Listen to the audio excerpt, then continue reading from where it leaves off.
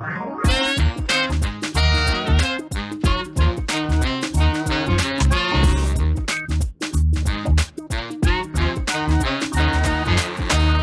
everybody, and welcome to the very 166th Shut Up and Sit Down podcast, broadcast live from the city of Philadelphia in the convention that is PAX Unplugged. Give yourselves a round of applause, everybody!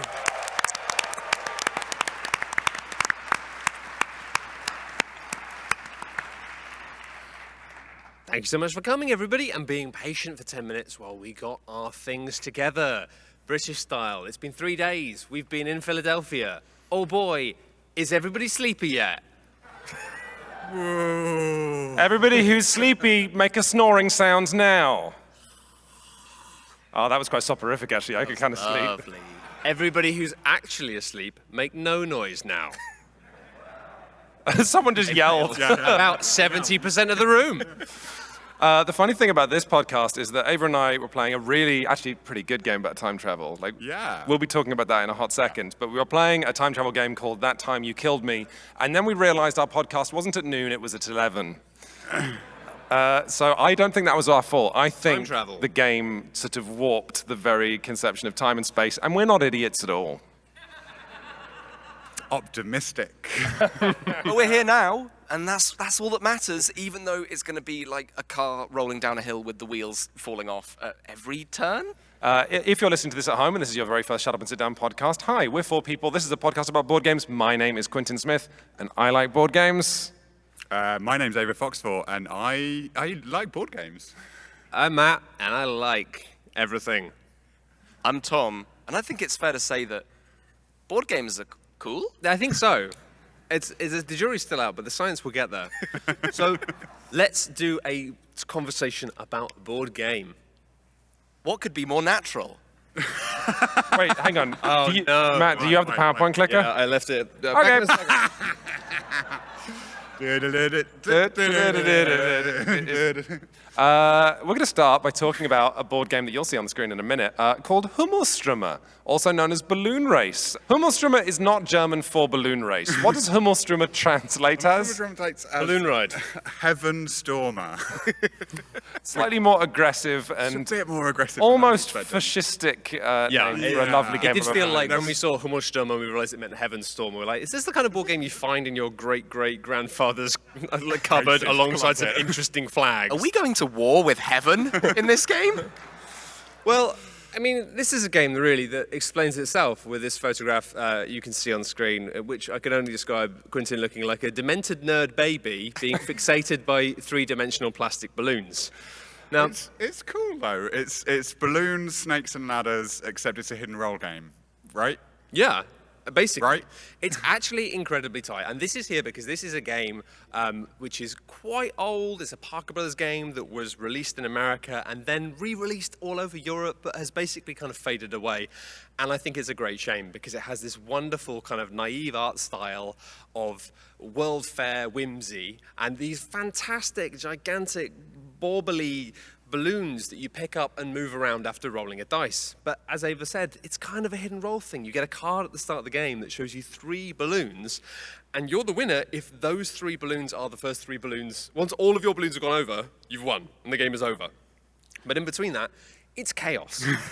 Would somebody like to point out the fact that there is a lightning bolt space in the top right corner here? What does that do again? The lightning bolt, so basically the game is you roll a dice and you choose which balloon you move. So you can move anything that you want. And you've got the number of things, so you can have a little puzzle about where they can go. If you drop it on something that is going forward, that's fine. If you drop it on something that's pointing backwards, that means that the next move that balloon makes is going to go backwards. So that's annoying. If you drop it on the lightning bolt space, it goes right back to the beginning. It's been hit by lightning. Oh no. And it is very easy to move someone else's balloon, except you don't know whose. Except you do when they go, why? Why would you do that, Quins? I hate you. This has a wonderful floaty feel to it in the fact that when a balloon that you've moved lands in a space where another balloon is, it just nudges the balloon in that space in that direction one space further. And you have chains of these balloons all bumping into each other in the sky and nudging each other along in a way that I'm pretty sure in real life would be a disaster. If you find yourself with your friends all in balloons, please don't do that. But in Board Game Town, it's great. And I think I was really impressed by this as a very simple family game in the fact that you have all the fun of the hubris of the snakes and ladders, but without having a snake right at the end. The lightning bolt is just close enough to the start, but just far away enough from the start that it feels really bad. But I think one of Quinton's balloons got like lightning bolted 3 times. Listen. Everyone on the team was like, oh, we're going to talk about balloon ride in the podcast yet. I didn't want to, because I think this game is dumb. I think it's worth pointing out that like we played this game immediately after landing in America. Like we'd just got off a plane and we'd just got to a place, and then so we were in like the deepest possible jet lag, and someone was like, "Hey, balloons!" And we all looked at this board and we went, "I like these balloons, they're cute." I think it's a masterpiece. Yeah, and then but I think it's if you're dumb. a little bit jet lagged, if you're a little bit tired, if you're a little bit out of it, and you still want to play a game, and you want a game where you're going to be like battling with your friends and going like, "Ugh," this is perfect. It's for that fine. situation. It's fine. You know what it's good for, Matt? It's good if you want to play a game where the third balloon of the race crosses the finish line, and you go, "I've won!" and you reveal your card. And then you go, look, because my balloons that I want to win are blue, red, and yellow, and they've all crossed the finish line. And then one of your friends points out, Quinns, that's orange, red, and yellow.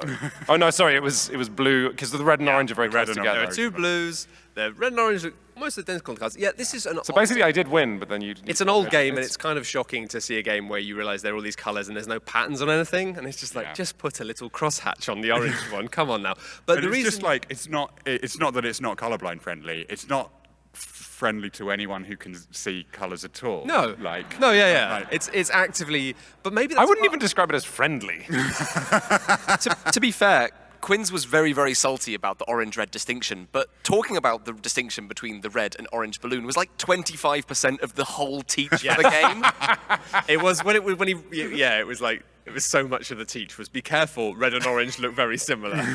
Look, only because we started late and because we have some actually good games Hey, whoa. that you can actually buy. Yeah, all right. You can't but buy that this. is that we have a wider remit than that, and I'm mentioning this because this is a sort of game where I want Candyland wiped from existence. And why can't we buy this everywhere? Because this is a family game that's super dumb and super light, and everyone can play, and it's great. I actually do agree with that. So Parker Brothers, get the brothers together and roll out. Get the brothers together. You think it's like Ghostbusters? Parker Bros. Yes. Parker Brothers only publish games when the two brothers like unite. Like, okay. Okay, now for a game that I'm actually excited about. So there's a new release from Pandasaurus here at PAX Unplugged called That Time You Killed Me. And we tried to take a photo just before the podcast, and as you'll see on the screen, the box lid fell over and didn't crush the game. But more importantly, I crushed Ava while we were playing That Time You Killed Me. Whoever laughed really loudly at that, I love you. We're going to talk after the show. So That Time You Killed Me is a time travel battle game for 2 players. This is a game where you've got 3 boards representing the past, the present, and the future. And they look like chessboards, but they're not. They're the past, present, and the future. It looks like an abstract game. It's not. It's a time travel game, let me tell you. It's not. It's an abstract game. It's an abstract game. Definitely an abstract Definitely an abstract game. So the way that this works is you each start with one sort of pawn that looks kind of like a chess piece, each on one of the 3 boards. So you each have yourself in the past, yourself in the present, and yourself in the future. The object of the game is to have, so the plot is that, oh no, time travel, this is hard. The plot is that you and your opponent are both the same person arguing that you were the one who invented time travel and the other one is an imposter. So for that to be true, you decide, I'm going to erase this other person from existence. And so you win the game if you have erased them in 2 of the 3 states of past, present, and future. So if your opponent only exists in the future, that's fine, apparently. I don't know. Look, the point is, on your turn, you're gonna choose one of either the past, present, or the future. You're gonna pick one copy of yourself in that timeline, and then you're gonna do 2 actions, which might be moving or going backwards or forwards in time. Now, you can eliminate your opponent by bumping them off the board, or if you bump them into a copy of themselves, that causes a paradox, and both copies of them are removed. However, where this gets really messy is, of course, you have 3 pawns, right? Past, present, and future. Is any of this making sense, Matt and Tom? Oh, yeah. I mean, Great, it's okay. fairly standard. Like, you've had a disagreement, you have to raise the other person in the future, or the past, or the present. It's fairly standard bickering. Happens mechanically, all right? the time. Exactly. Great.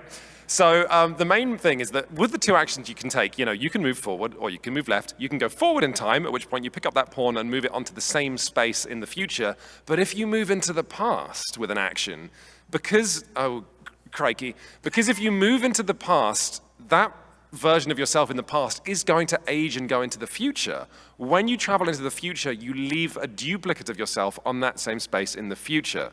So if I'm in the present and I jump into the past, I just duplicated myself because now in the present, there's the present me and the older version of the... Honestly, I was learning the rules of this game and I don't know if it even makes sense. No, I don't in know. time That's travel not fiction. how time travel works. But I think it could. Like, now I understand why you only go like one phase forward when you move back, and then there's an older version of you. But then that older version of you is going to die before the future. Right. So yeah, it Maybe. makes sense. So is it It like makes when you sense. go back in time, you're cloning yourself into the past, but then you go forwards, you're like moving to the Yes. teleportation versus cloning? Is it No, the other way but around? teleporting means that you're in the. It's all a bit.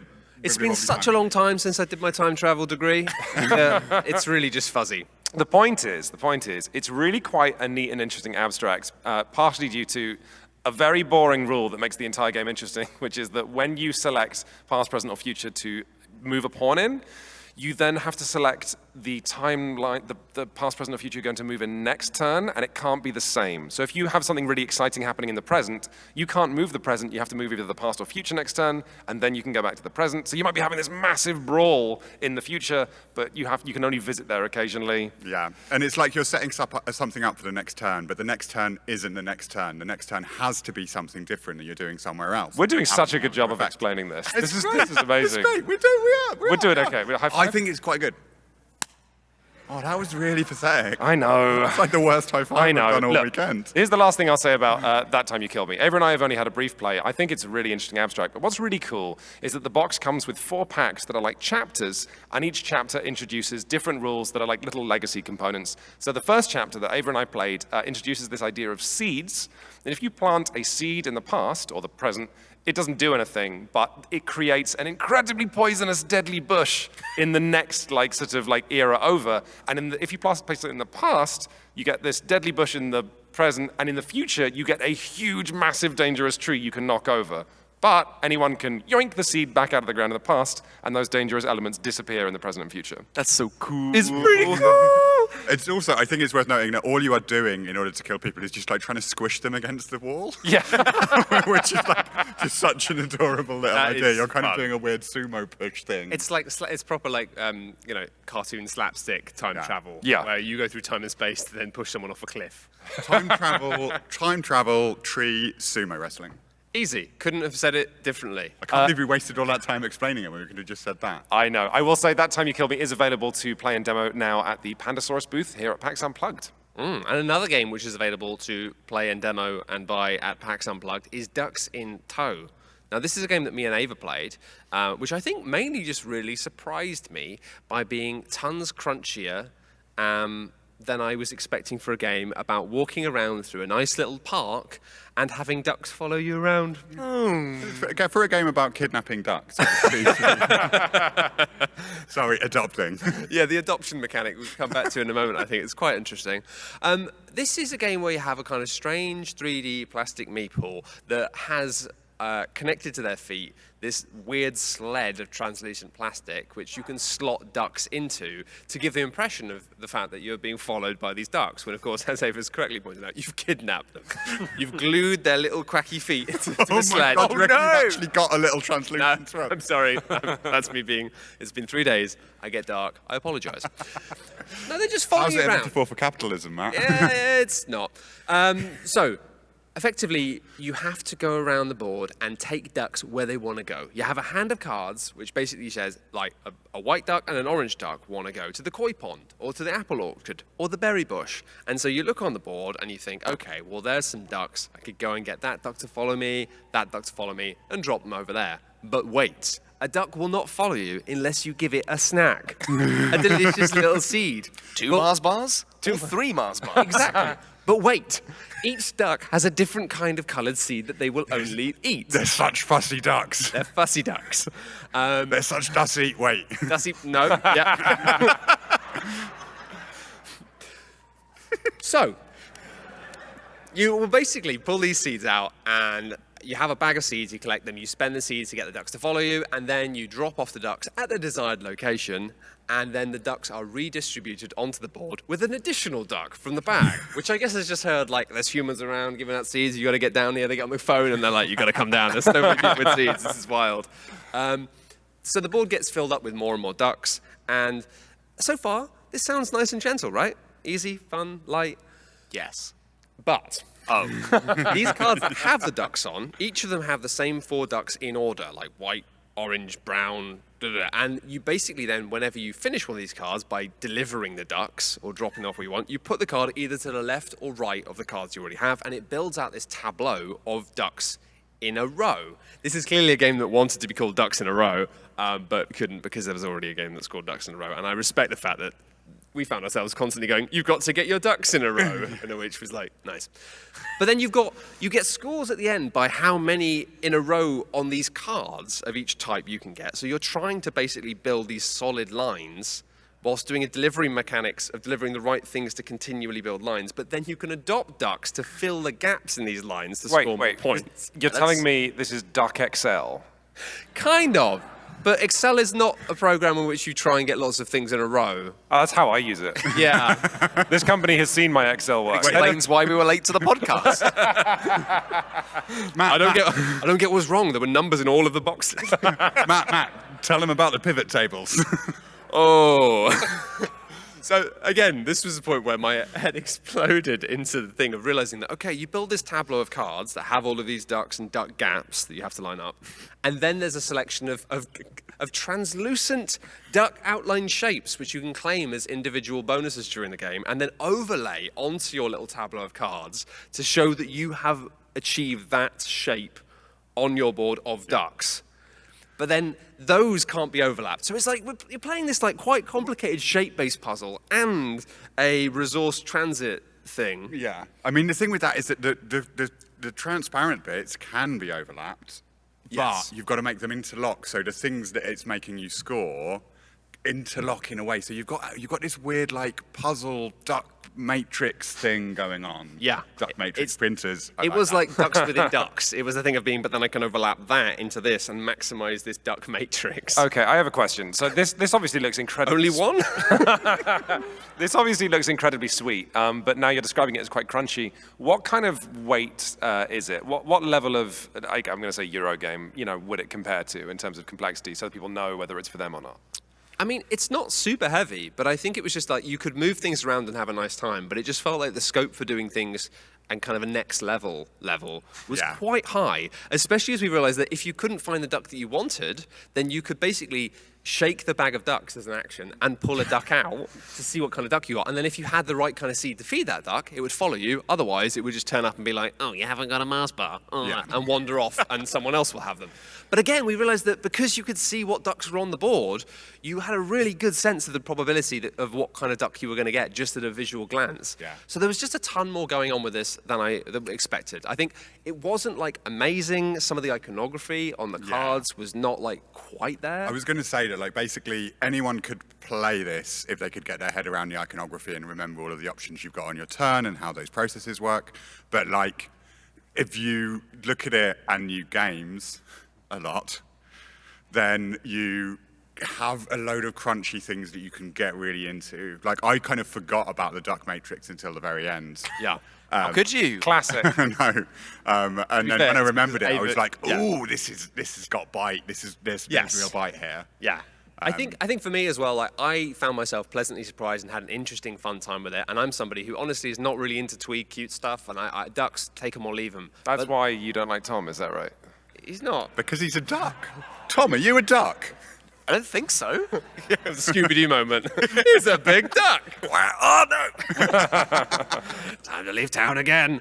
So I think the little screen printed wooden ducks are very classy, very nice, very cute. And I just think if it's the sort of thing where you've got a love for cute, twee things and slightly crunchy games, definitely worth a look. And the adoption mechanic was hilarious. You just needed 2 ducks, one of which you keep, and the other one You throw away. This is like, I don't think this is how it works. That's the moral of the podcast. You can take the ducks from the park. They are free. But you No, must you have to pay discard the one price into a of the bin. other duck. Anyway, let's talk about going to the beach. Quinns loves the beach. Tom, would you like to describe to the people at home the picture we're looking at now? Yeah, we're looking at a copy of Strand Unter. This is a game about building sandcastles on the beach. You're the most competitive children ever. Oh, I don't think you're children. Okay. I think you're adults who are like just have it. Like kids are watching as these adults sternly build sandcastles. You're like Yeah. extreme sandcastle builders. Children don't take building sandcastles seriously enough. And everybody who's an adult who's been to the beach knows that is true. The noises that we were making playing this game prove we were taking it exactly as seriously as it should be taken. I guess you're like sandcastle daredevils. Yes. You're trying to build your sandcastles as close to the water as possible in this bizarre sort of like competition. Basically, what you're seeing here is like a sort of ridged board where normally there's a blue cloth that gets dragged over the whole thing to represent Das Sea. And as the game goes on, the cloth gets moved backwards and shells get deposited into those little troughs where the sandpiper sits. And then players will sort of reveal these shell dials that show how many shells they want to scoop from each row in order to build their sandcastles, with the twist that if 2 players reveal the same number or type of shells, so if both me and Quinns went, I want 2 of the same, we both get nothing. And there's also this weird mechanic where it starts off like you can get 1 shell, and then it's like 2 of the same, or 3 different, or whatever, as it goes up, and then the last one is 5 shells, and you're like, oh, I want 5 shells, but everyone else gets to take their options first, Yeah. and if you can't take your full option, you get nothing. It's just greed. It's just pure greed. You go, oh, I desperately want 3 black shells this turn, and then, but the more you ask for, the more of the chance you'll get nothing. It never happens. It's just pain. So I'm fascinated by this because this is one of the few board games I've ever seen which is ridged for pleasure. How does it work regarding you have the cloth on top covered in the shells? Yep. Is there some sort of mechanic where early on you're like hoping or gambling that the shells are going to fall into a certain space? Is there an element of being like gambling on, I want them all to land in the middle, please? No. Okay. Is it completely random where they fall? Yes. No, there's 9. Wait, you get, depending on the player count, a certain number of shells in each ridge, but you don't know what colors they'll be. Until they're revealed by the tide slowly I going by. Oh, so they've been shuffled in and been then shuffled the thing in. is like pulling back. Exactly. So it's more of a curtain. Yeah. I was imagining it being a kind of magician's tablecloth, like kind of like, No, it moves. It's actually quite cute. The sea cloth thing has a piece of wood in it they're called towels. that hooks, kind of like a curtain. The sea cloth is a towel. Great. It has a piece of wood in it, and there's these 2 little sort of like claws on either side of the board. So you sort of unhook it like you would a curtain or something, and then you move it 1 ridge back, and then there's 9 new shells. Making this sound very... All right. But the important thing is that the sea will go fully out, and each row gets you points based on what kind of... If you build a 3-point sandcastle in the 7th row, you get 10 points. But the sea will go fully out, and then it starts coming back in. And that's when all the hubris happens, because slowly each player's like high-scoring castles they built right next to the ocean after saving all their shells, poof, just get completely washed away as the sea comes in. And it's horrible. Like, the end score in this game was like, I got 1 point, because my castle was in row 0, and it was 1 tall. I'm just stuck imagining you in aviators in some sort of Jaws-style film just about the tide and being like, looks like it's coming back for more, boys. Get the buckets. It's the absolute worst because the timer for what causes the end of the game is when someone has built their 4th sandcastle, right? You have a rubbish sandcastle and they get better and better, and the 3-point sandcastle is really quite cool. But because if players keep like going for like, if Tom and I keep going, okay, we're both going to go for 4 shells. Oh no, we get no shells. You are delaying the end of the game, which means the sea is going to reclaim more of the sand, which means the more players like bicker and panic and try and build quickly, the longer the game's going to be, and the more the sea is going to reclaim the sand. I thought Strand Unter was cute. I would not necessarily... I thought it was fun. I thought it was a novelty. If you get a chance to play Strand Unter, this is my hot take, I think go for it. I wouldn't choose to buy it. I think it's a good game for kids if the lesson that you want to teach the kids playing is greed is bad. Which is a good lesson, I guess. Unless you're exactly greedy enough, and then you are the winner. I feel like the fundamental beach lesson is if everybody works together to make one big sandcastle, then it's the best. And if everyone tries to make their own, then you make a disappointing one and the sea takes it. But if you make them big enough, the sea cannot have it. Next. No one's into sandcastles. Am I the only No, sand- sorry. No one's. You're not describing a sandcastle. You're describing masonry.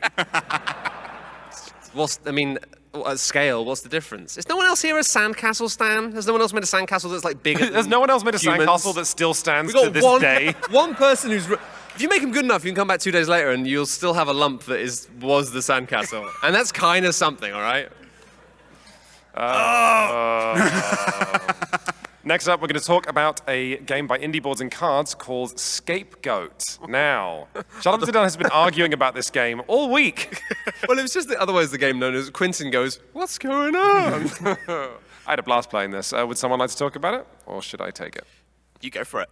Okay. Tell us about Scape Goat, Sweet Quentin. Scape Goat is a game where you are all goats and you've done a heist because that's what goats do. Unfortunately, I don't know if you know what scapegoats are. Apparently, it's the goat who does a heist who you then blame the crime on. So the way that this works is it's an entirely cooperative game where everybody works together to frame someone, except secretly one player around the table is only thinking they're working to frame someone because actually everybody is trying to frame them. And who was that? Doesn't matter. Actually, no, it does matter, because I won. You all tried to pin a crime on me, and I went to the cops and said, please, police, they're trying to kill me. And then you all went to prison. Nobody likes a rat. You were literally Goat. trying to Okay, whatever. Look, we can discuss the ethics of framing goats another day.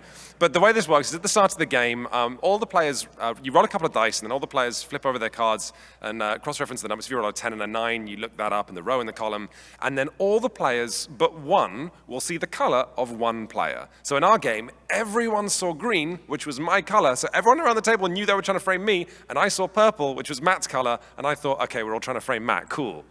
And the way this manifested was sort of made the game a bit of a wash, because on the very first turn of the game, I looked at Matt and sort of like signaled over at Quinn's, and then as I was signaling over at Quinn's looked at me, and I looked back to Matt to confirm, which Quinn's took as me looking at Matt, which is what Quinn's thought the scapegoat was anyway, and Matt understood that I was looking at Quinn's, who we knew was the scapegoat. Whereas I went, oh, cool, it's definitely Matt. Yeah. And so you had so much faith in that even though everyone was being really suspicious and not helping you do anything in any way whatsoever, you just assumed that everything was fine. What did you describe it like? Hey, Like but nobody gave you. You have options to do different things. Like you can give another player a card and they give you one back. But Oh yeah, let me finish the teach, because So, but you have 5 different actions you can take, and the way that the game works is when everyone has a hand of 3 cards, and there is one action that people can take to prepare, and then eventually pin the crime on the scapegoat. And you do that, you go to that space, and then all the players will simultaneously reveal a card from their hand, and ideally, you all reveal the color of the player you're trying to frame. Except for the player you're trying to frame, obviously, who's completely in the dark. However, if you all reveal, and as happened in our game, it was green, green, green, green, purple, because our friend Pete could not get my color, then I went, oh God! And that was like, you didn't win, but then I knew you were all trying to pin it on me. Yeah. So the rest of the actions relate to picking up face-down cards in the middle and putting another card down, trading cards with another player, or peeking at another player's hand, which is obviously very frightening if you're trying to pin the crime on someone, and that person then might look at your hand and see, oh, why are you collecting my color? And there was a long stretch in that game where I was holding 3 green cards and was sweating bullets hoping that Quinn's wouldn't look at my hand and be like, that seems pretty suspicious. But then for the whole game, I was basically being like a distributor of those cards. Like each turn I'd be like, take a look at one of these, and then pick it up, and then I was slowly dishing them out. And that was fun until we didn't do it anymore. Yeah, I mean, mechanically, the thing that makes it, because it sounds in a way like it would be quite easy for everyone just to make sure that everyone had the right card and then do it, which is what we thought had happened. But the rub, which is quite interesting, is because these cards are not just single characters, it's not just like you have an orange goat or a red goat, they often have multiple goats on the cards. And when it comes at the end of your turn, you have to basically take one of the cards from your hand and swap it with the card in the location swap that you're at. And if any of those cards have your color on them, then you must discard them. And it means sometimes the only card you might have that has the correct color on also has your color on, which means you can't keep it. So there was an interesting element of like, there was tons of social deduction based on what was happening on the table.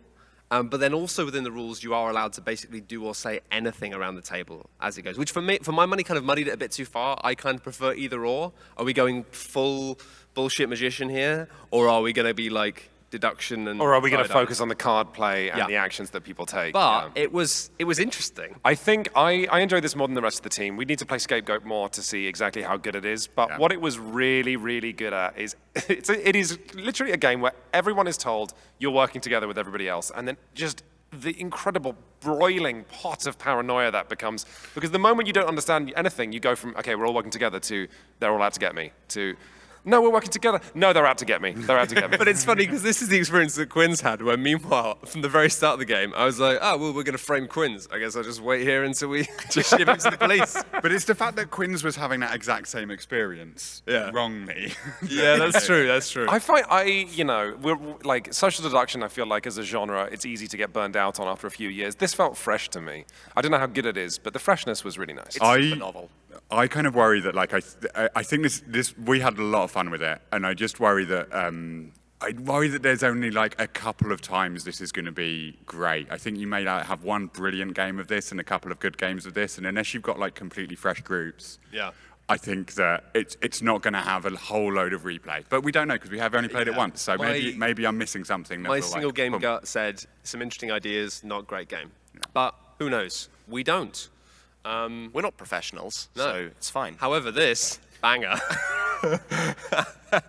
Doodle Dash. It's quite similar to lots of other drawing games because drawing, let's be real, it's a pretty universal experience. The way this game works is one player has to close their eyes and say a number from 1 to 7, and then there's a card that everyone else sees, and they have to draw that thing quickly. And then basically, the person with their eyes closed says, go, keeps their eyes closed for the whole thing, which at a convention when you're quite tired is both a treat and a risk. Everyone then has to draw that thing as quickly as they can on their board, with the trick of it being that you draw it very quickly, and the first person who decides they've finished their picture flips over their board so they can't touch it anymore, and grabs a giant golden rod. Yeah. Jungle Speed style. Grabs a piece of wood, which then means that they are first. The second player, right, what do you get coming second? And everyone thinks, like, that's going to be a fun thing, isn't it? It's the worst thing you could imagine. Somebody want to explain the second prize? You get a dice, and on that dice, there are 6 faces. And one face says, stop the round, and the others are all blank. And you have to roll that dice until you get the round is over face. Yeah. Which means you're just sat there going, no, no, no, no, no. As all the, because obviously, if it's a game about speed, some of the great thing about the drawings in Doodle Dash is you might have drawn like a barber in 4 seconds. And then, meanwhile, if you grab the dice, other people are just drawing these increasingly ornate, elaborate. They're adding details. They're giving the barber eyebrows. And at the same time, you're looking at yours, and it's just getting worse and worse per second. Like, I regret what I've done here. Because as soon as you take the dice, you have to flip your drawing over. It's more the memory of your drawing. It starts to settle into your brain, and you actually realize what you've done. And you're almost afraid to turn it over and look at what you've done. We played it with... Oh, wait, so we should explain. Then once the round is fully over, the person who had their eyes closed, who hopefully isn't asleep at this point, then first, because all the boards are face down, you, of course, reveal the board of the person who drew the quickest. Yeah. And the person who had their eyes closed has to try and guess what on earth they were drawing. Those first boards are amazing, because it's usually like 3 lines. And it'll be like, is that a bicycle? And the word is like, like vegetable or something. So, but then the person who picked up the dice, who finished second, you look at theirs, and if that was still wrong, every other player flips over their board at the same time. Yes. In an 8-player game, that's amazing because you get 5 horrible drawings all revealed simultaneously. It's a proper risk-reward, like trying to work out the optimal way of doing it, in the fact that being the person who gets to flip their thing first is huge if you've done a really good job. If you haven't, it's useless. The only saving grace is you don't have the stress of having to roll the dice. But, coming second with the dice, still, if you've got loads of players, that might be your only chance to reliably do well. But the fact is that if you don't, everyone flips it, and then if they guess at that point, then everyone else, apart from the first and second person, everyone gets a point. which means really the only reason you want to be first or second is to get ahead, because otherwise you are just going to have this. But if you're always trying to get ahead and failing again and again, you're just going to be in last place. So I couldn't work out how to play this game in a way that was quite exciting. But to clarify, the funny thing is just that because it's drawing as quickly as possible, all the drawings are awful, which is so funny. Matt drew a fox and started with the tail, and it was from left to right, it was just this beautiful fox tail with like shading and but then just the animal got increasingly like devolved until by the end it was just like this angular triangle rat. If anyone's seen that meme of the horse drawing with the well-drawn legs, and then it was that, but worse overall in every regard. But I mean, you can, for those of you who are here and can see on the screen at the moment, we have this. If you might be able to guess, can we get a shout from the audience what you think this is? It's a dentist. Oh, right, and is that not because of my beautiful dentist on the bottom? Oh, really? Oh, okay. Uncertain? The scaling of that made me think, if I'd seen Quinn's correctly first, it's a very large pair of jaws and somebody appears to be holding like some lollipops running away. I thought I would have guessed Jurassic Park. But in this round, Ava somehow won with the drawing on the top left. But immediately guessed dentist from that. Yeah, because it was a little, really clearly. It was a medical cross and then 6 things that looked a bit like teeth. And it's like, what's medical teeth? It's a dentist. Oh, but I had a real habit of like thinking that I was being really clever by being a bit symbolic and then just like completely ruining it. But like, the one thing I do want to say though is that like, I've written a bit before about how like closing your eyes in board games is a really like unusual moment. You don't close your eyes when you're doing things with people socially very often. And like this has some of the best eye closing in games I've ever had. Yeah. And I was initially like, oh no, that's too long to close your eyes. You've got to wait for people to draw. You've got to wait for people to look at the thing. Like that's too long. It's not too long because you can hear everything that is going on, and people are getting so angry. There's not games where you get people going ah. It's having your eyes closed and hearing all of your friends giggle, and then you hear the the dice rolling. I love just hearing Quinn's go, what the heck? And it was just like 4 minutes of going, ah! Like trying to run. Because it's like you roll it and maybe roll it first time, it's like, oh, the round's over immediately. Or maybe you give everyone else 30 seconds. Yeah, I mean, I thought the lovely thing about this is it almost got around the problem of people being good at drawing, in the fact that because it puts you into panic mode, you start drawing before you've thought about what you're going to do. And your confidence doesn't have time to be dulled by a moment to think about it. And so you just go, yep, great, flip it. And then you just go, what have I done? I mean, this is a good example in the fact that, actually, to be fair, Tom, as the most artistic abilitied person of the team, did a tailor by simply a picture of a jacket, arrows to dictate length and width, and then a tiny pair of scissors in the corner. And that's so obviously, he won this round. Quinn's flipped that over, and it's like, Taylor. Meanwhile... Wait, hang on. I do like an entire Dickensian man with a bowler hat. Who looks like a cat. No, he's bending down to measure your legs. No, that's a cat with something dangling from it. Oh, no. All right, it does look like a tailor who's maybe squeezed one out accidentally. So, it's not ideal. But again, like, I've gone the extra mile. You can tell it's a tailor because he's got a little hat. The hat was crucial. Yeah. Can I help you today, sir, madam? I'll measure your legs. You want a shorter or length? Who are you? You haven't got a hat. Oh, I'm terribly sorry. You haven't got a hat. Also, you've soiled yourself. If you spend so much time on your knees, it's a thing that can happen. Would you be interested in seeing the 3 pieces? Okay, let's move on. This is so much more sensible than the last one. I don't know how I'm going to do this. I played a game this weekend with Matt and with the designer, Steve Finn, Dr. Finn, sorry. Dr. Finn of Dr. Finn's Games. And it's a sequel / roll and write version of one of my favorite, like, spicy, sharp card games ever, maybe? And talking of spicy, I did notice that the art in the game and the dice, gorgeous. The box, however, some of the artwork, a bit wild. And there's a dice on the front that has nipples. To be fair, the dice in the box do have nipples. Yeah. Yeah, they've been played so. The copy at PAX Unplugged has been played so much they've been worn away. They've been worn away. Yeah. Yeah, so Biblios, Quill, and Parchment, we're going to get really hyped right now because this is a game about monks. Woo! Monks who run libraries. Woo! I actually used to be a librarian, so I've got a big soft spot for libraries. So maybe this is has terrible. it got a monk track? Has it got a monk track? Baby, it's got 2.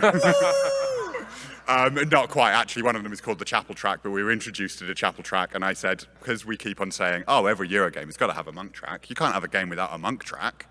And so we looked at the Chapel Track, and I was like, oh, yeah, look, it's a monk track. And then the next bit that we were taught was the monk track. Yeah. I was like, oh, no, I've made this confusing. Those dice look nice. Their dice are gorgeous. lovely. They are wooden. And they have the look of being like wooden and etched, to the point that actually I misremembered that they were when I was talking about it the other day, and then looked at them again. I'm like, no, they're screen printed, but they're screen printed with a style that makes you feel like you are playing with ancient wooden dice. Yeah. Which is huge for a game where you're mainly rolling dice. Yeah, it is. And so Biblios is a card game where the other version of Biblios is a card game where you are having like a weird sort of collecting cards game where you work out what you're going to have and how much money you're going to have to pay for the second phase, which is an auction. And Biblios, Quill, and Parchment does that same thing. Like, you've got a first bit where you're rolling dice. All through the game, you're just rolling dice. Wait, is that true? Yeah. Yeah, you're rolling dice the whole time.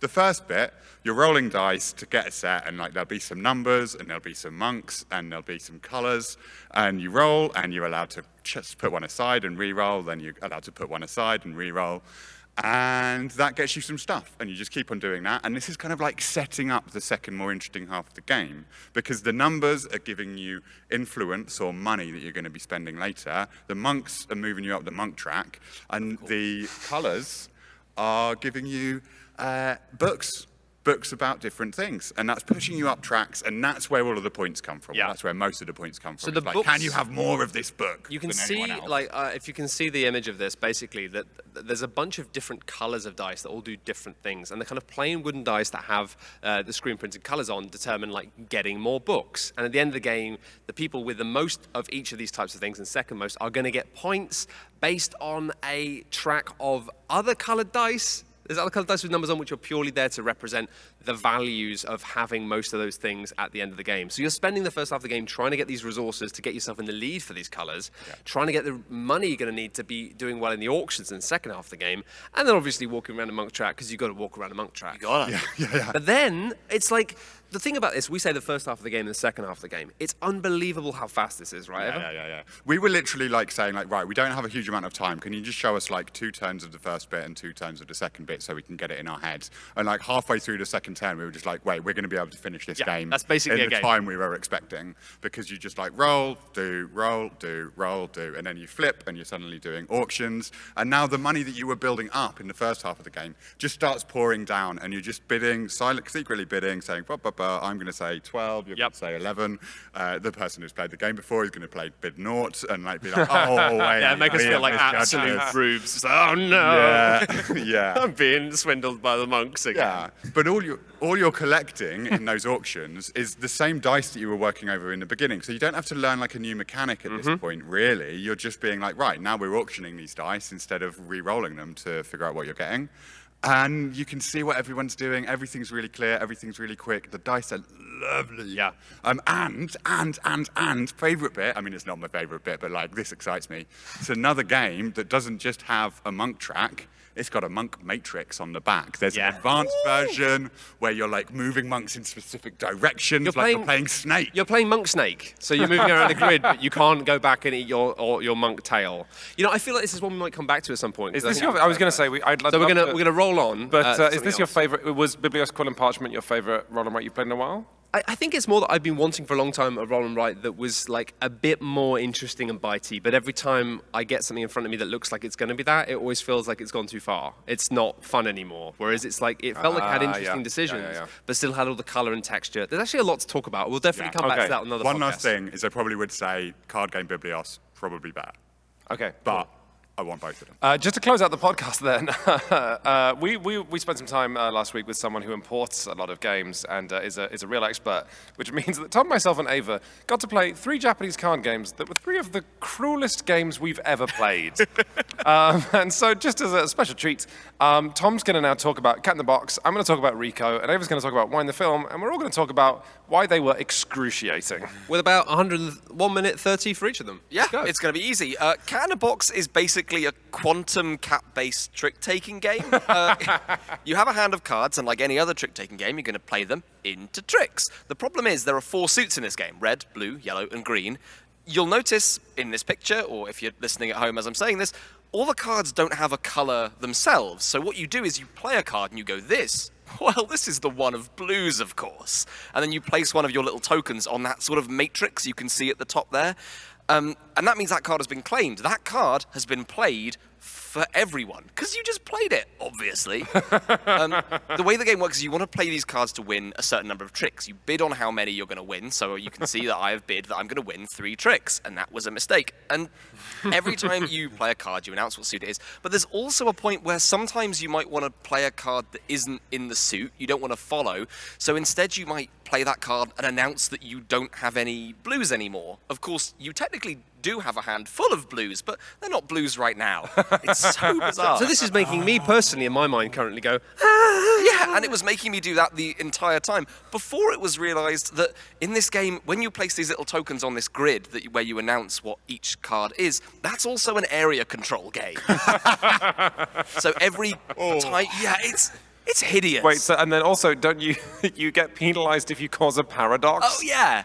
If you ever get into a position where you're forced to play a card that actually doesn't exist, you've caused a paradox and all your cards are now worth negative points. This is so sharp, though. I would recommend it to like anyone who likes trick-taking games. It's super cerebral, really weird, and just like, it made me appreciate trick-taking again in a whole new way, as these games often do. It's great. And paradoxically, Tom's conversation of this does no longer exist, and now we're talking about Rico. Oh, yeah, so Rico, R-E-C-O, I played. There's a new edition that's come out of Japan, that's like an anniversary edition. Otherwise, it's quite an old game, and it's a shame that it didn't get picked up because it's a blast. Rico is a game about recycling. It is theoretically a really nice theme. You're trying to take, plastic bottles and, to the plastic bottle recycling center. You're trying to take computers to the electronic recycling center. More mechanically, the way it works is that you're playing, on your turn, you have to play cards to a recycling center, and the cards might have 1 or 2 objects, so 1 or 2 plastic bottles. And then if you push that hopper over 4, so if you played a plastic bottle and there's now 4 plastic bottles, you get, the machine dispenses a little card, which is a token saying, hey, here's a voucher for money, because that's how Japan works, and that's how you recycle. Unfortunately, when you play a card to a hopper, you have to pick up everything beneath that hopper, and the number of cards in the hopper is always 1 more than the number of cards you play. Long story short, it's a game where the message is you can try and recycle, but society will always produce more waste than you can recycle. Cool. Practically speaking, the reason it was hilarious is because because the types were random, because the types of things you recycle and the types of cards you pick up were randomized, I would routinely go to a plastic bottle bank, and to clarify, if you hold more than 5 cards, you drop them as litter. So I would go to the plastic bottle bank to drop off a bottle, accidentally pick up a fridge and drop it by the side of the road. And all the cards you drop are negative points. So I was showing Tom at the end of the game, Tom, this is everything I dropped, and it was like 2 bottles, some glass, a fridge, a washer dryer, I'm leaving this trail of home electronics on, as I leave the recycling center. I think it's some of the strongest political game design I've seen in a long time. It's super smart. I recycled, I'm a good person. Let's just shut this in a landfill. It is unfortunate because Rico, the Z-Man version, the version we got in the West, is unbelievably ugly. Yeah. But the versions in Japan are really pretty, so if you get a chance, good little game to import. Bang, and finally, Wind the Film. Wind the Film. This is one. Wind the Film is something that you should actually be able to get soon, but it's going to have a worse name, or at least a harder to Google name, because it's just called Photograph. Yes, which is less catchy. Wind the Film is a lovely illustrated little game where you have got scenes that you are trying to do. You're a photographer and you've got 6 different styles of photography that you're trying to chase, and everyone's doing this. And each of these styles of photography is a number of cards that goes from 1 to 12, and you're trying to get some of these and put them in order. And you don't want to jump too far in the narrative that you're taking the photos of, so you've got to get within 3 of them, and that's fine. And you've got a hand of cards that you've got to keep in order, except that one time when you can wind the film and move a card into your hand into the right place. And which easy. It's unbelievable. Do it easily, right? Unbelievable how much that feels like winding film. You go as you pick up a card and slide it forward. Yeah. It feels really good, and you're putting these things in and going, oh my word, it's horrible. It's great. I think it's one of the best games that we played since we've been. You folks are making some wonderfully horrible noises around the corner and playing this. Yeah, because you have this fixed deck of cards that is like, this card is going to come out, and you can move one thing out of the way, so you think that you'll be able to, like, oh, it's fine, I can always control it, but like that is not how this works. Like, you will always be being forced to do things in order to set up other things later. You're trying to get things in order. You've got to take cards in a particular way. If you want to put cards out and have them selected, you have to take the same number of cards from the table in the middle, which means you're encouraged to take cards you don't want in order to be able to do the thing you do want. And everything is just setting yourself up for like the tightest, nastiest, horrible trap you could possibly be in. It's cute. You end up taking like the worst holiday film ever. You'll sort of, oh look, we started here, and then we did this, and then I blacked out for 9 hours. I don't know what's going on. So I guess we took all of these in a room when we didn't have the flash on, I guess. I guess we took all of these pictures with clowns? Like, I guess There's an advanced game where one of the colors, one of the scenes you're shooting is like, becomes, I forget, I'm paraphrasing, but it becomes like a hated memory. And it's like you, the photographer, like you do not like looking at that film because you did such a bad job. And it all becomes negative points. we've all learned something today. Just burn the negatives. It's the only way to be sure. So that's all the time we have for our quickfire round of card games. We are Shut Up and Sit Down. And thank you very much for coming to our live podcast. Thank you, everybody. Thank you. Woo! See you in a bit. Have a good day. Wait. We've got the outro music, right? Yeah. So when you play the podcast properly, we talk over this bit until the music actually comes out. We have great chats. That's true, and then it kicks in a little bit. But it's really quite long. It's Really long. I Nobody knows how long this is because you never hear the whole thing. I like editing this bit of the podcast because it's really nice. You edit the outro and it you put the kicks in a music under bit, it. you hear the and lick it's a bit, like, and then you think it's that the bit where it gets louder, but no, it's not yet. It's going to get No, louder. it's in a little bit. I apologise to the back staff. happens now. No, that's No, the it's first not. stage. You are. But it just gets sassier as it goes along, which I think is kind of like us. So you know. Yeah, I think it's like that's a fine. booster rocket. And is it now? Oh, that was the No, end. we missed it. Oh, jeez. Bye.